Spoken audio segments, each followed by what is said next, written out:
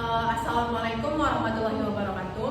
Sebelumnya terima kasih kepada Ibu Windrino Valia Jufri SPD MPD selaku dosen pengampu mata kuliah tata tulis karya ilmiah.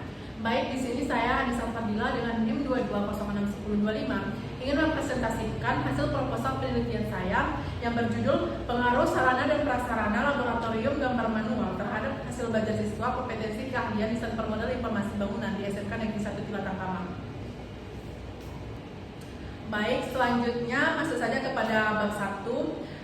Ada pendahuluan, yaitu latar belakang. Pendidikan adalah usaha sadar dan terencana untuk mewujudkan suasana dan proses pembelajaran agar peserta didik secara aktif mengembangkan potensi dirinya untuk memiliki kekuatan spiritual, keagamaan, pengendalian diri, kepribadian, kecerdasan, akhlak mulia, serta keterampilan yang diperlukan dirinya, masyarakat, dan bangsa. Sarana pendidikan adalah segala macam peralatan yang digunakan murid untuk memudahkan dirinya dalam mempelajari mata pelajaran, sedangkan prasarana pendidikan dapat juga diartikan segala macam peralatan, kelengkapan, dan benda-benda yang digunakan guru dan murid untuk menyelenggarakan pendidikan. Pemenuhan standar prasarana dan sarana dan prasarana SMK mengacu pada Peraturan Menteri Pendidikan Nasional Republik Indonesia Nomor 40 Tahun 2008 yang menjelaskan tentang pentingnya peran sarana dan prasarana dalam menyokong peningkatan mutu pendidikan nasional. Dari latar belakang tersebut didapat relevansi topik, yaitu peningkatan mutu pendidikan vokasional melalui pemenuhan standar sarana dan prasarana, khususnya untuk mendukung pembelajaran praktis yang efektif dan profesional di SMK. Lanjut kepada bab 2, yaitu kajian teori. Di sini ada definisi dan konsep dasar yang saya rangkum. Yang pertama ada pendidikan kejuruan. Pendidikan kejuruan adalah pendidikan yang memberikan bekal berbagai pengetahuan, keterampilan, dan pengalaman kepada peserta didik sehingga mampu melakukan pekerjaan tertentu yang dibutuhkan baik bagi dirinya, dunia kerja, dan bagi bangsanya. Dan yang kedua ada kurikulum menengah kejuruan. Kurikulum adalah seperangkat rencana dan pengalaman mengenai tujuan dan bahan pembelajaran serta cara yang digunakan sebagai pedoman dalam penyelenggaraan kegiatan pembelajaran untuk mencapai tujuan pendidikan tertentu. Pembentukan persepsi. Pendidikan kejuruan bukan hanya jalur alternatif tetapi jalur strategis yang mengintegrasikan ilmu pengetahuan, keterampilan praktis, dan pembentukan sikap kerja. Kurikulum menjadi jantungnya dan mengarahkan seluruh proses menuju kompetensi kerja yang dibutuhkan di dunia nyata. Lanjut, yang ketiga ada sarana dan prasarana. Sarana adalah alat langsung untuk mencapai tujuan pendidikan seperti meja gambar, kursi, papan tulis, dan lain-lainnya. Sedangkan prasarana adalah fasilitas fisik yang mendukung pembelajaran seperti gedung, ventilasi, sanitasi, pencahayaan, ruangan, laboratorium, dan lain-lainnya. Dan yang ketiga ada hasil belajar. Hasil belajar yaitu perubahan perilaku peserta didik setelah mengikuti proses pembelajaran meliputi aspek kognitif, afektif, dan psikomotor.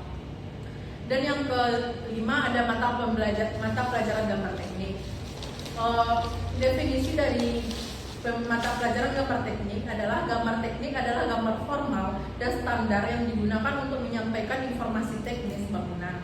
Tujuan dari mempelajari gambar teknik yaitu untuk membekali siswa dengan kompetensi menggambar dasar bangunan sesuai standar.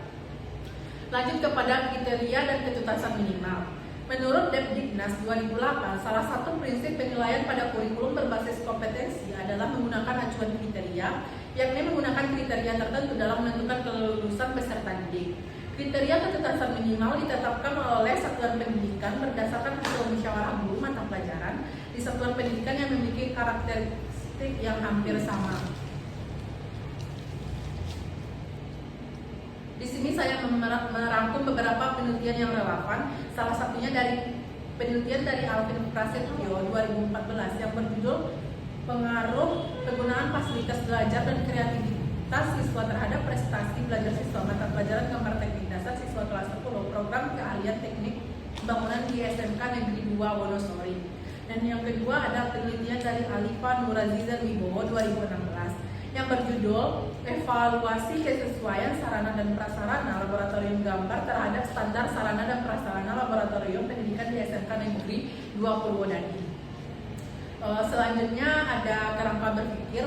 Di sini saya merangkum kerangka berpikir. Yang pertama ada kelayakan sarana dan prasarana laboratorium gambar manual, dan di bawahnya ada kualitas proses pembelajaran, dan yang terakhir ada hasil belajar siswa desain permodelan informasi. Selanjutnya ada hipotesisnya. Di sini ada HO, yaitu tidak ada pengaruh positif antara sarana dan prasarana laboratorium gambar manual terhadap hasil belajar siswa. Dan yang kedua ada HA, terdapat pengaruh positif antara sarana dan prasarana laboratorium gambar manual terhadap hasil belajar siswa. Ketiga, yaitu metode penelitian. Yang pertama ada jenis penelitiannya. Di sini jenis penelitian yang saya ambil yaitu metode deskriptif dengan pendekatan kuantitatif. Metode deskriptif ini melibatkan pengumpulan data untuk menguji hipotesis dan menjawab pertanyaan tentang pendapat atas sebuah isu atau topik. Penelitian kuantitatif merupakan penelitian yang didasarkan pada pengumpulan dan analisis data berbentuk angka atau numerik. Untuk menjelaskan, memprediksi dan mengontrol fenomena yang diminati, penelitian kuantitatif menekankan analisisnya pada data-data numerikal yang diolah dengan metode statistik. Dengan metode kuantitatif akan diperoleh signifikan hubungan antara variabel. Dan yang kedua, ada tempat dan waktu penelitian. Di sini peneliti melakukan penelitian di kelas 10 kompetensi keahlian desain permodelan informasi bangunan atau DPIB di SMK Negeri 1 Cilatangkamang pada semester Juli-Desember 2025. Selanjutnya, populasi dan sampel yang diambil oleh peneliti. Yang pertama, populasi dalam penelitian ini adalah seluruh siswa kelas 10 desain permodelan informasi bangunan di SMK Negeri 1 Cilatangkamang yang berjumlah 32 siswa. Dan yang kedua, sampelnya. Sampel karena jumlah populasi kurang dari 100, maka penelitian ini menggunakan total sampling, yaitu seluruh populasi dijadikan sampel penelitian sebesar 32 siswa. Dan yang keempat ada teknik pengumpulan data. Di sini peneliti mengambil teknik pengumpulan datanya dengan cara wawancara. Wawancara digunakan untuk memperoleh informasi awal mengenai kondisi sarana dan prasarana dari guru dan teknisi laboratorium. Dan yang kedua ada dokumentasi. Digunakan untuk mengumpulkan data terkait spesifikasi dan jumlah sarana dan prasarana sesuai dengan standar Permendiknas nomor 40 tahun 2008. Dan yang ketiga ada kuesioner atau angket. Instrumen utama untuk menjaring data persepsi siswa mengenai kelayakan sarana dan prasarana serta hasil belajar yang mereka akan capai. Lanjut kepada teknik analisis datanya. Analisis deskriptif digunakan untuk menggambarkan karakteristik data yang diperoleh seperti rata-rata atau mean, standar deviasi, dan distribusi frekuensi.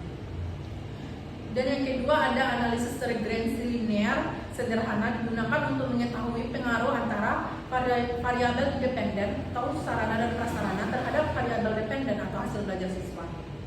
Dan yang ketiga ada uji signifikansi atau uji T.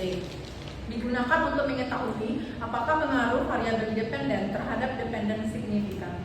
Dari proposal penelitian saya ini dapat disimpulkan, yang pertama ada kelayakan sarana dan prasarana.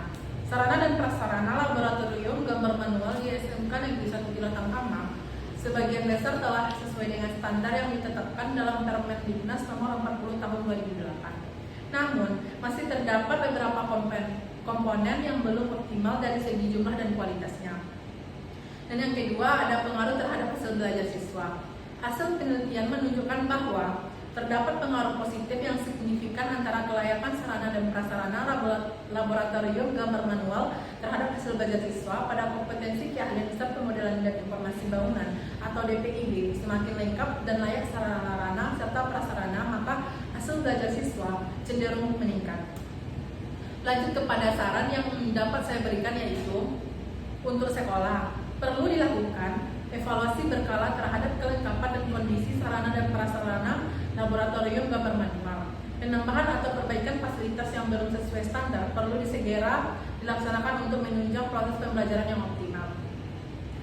Dan yang kedua ada untuk guru atau pengelola laboratorium. Diharapkan dapat lebih memaksimalkan pemanfaatan sarana yang ada dan meningkatkan peralatan laboratorium agar lebih awet dan digunakan dalam jangka yang panjang. Dan yang ketiga untuk dinas pendidikan perlu memberikan perhatian lebih dalam penyediaan sarana dan prasarana di sekolah kejuruan, terutama pada jurusan-jurusan teknik seperti DPID, agar pelaksanaan kurikulum merdeka dapat berjalan sesuai dengan harapan dan standar nasional. Dan yang terakhir, untuk peneliti selanjutnya. Penelitian ini dapat dijadikan sebagai referensi untuk melakukan penelitian lanjutan dengan cakupan variabel yang lebih luas, seperti meneliti faktor-faktor lain yang berpengaruh terhadap hasil belajar siswa. Sekian presentasi proposal penelitian saya. Jika ada kesalahan, mohon dibicarakan baik-baik, bukan malah mencari yang lebih baik. Hidup sendiri tanpa kekasih. Sekian dan terima kasih. Assalamualaikum warahmatullahi wabarakatuh.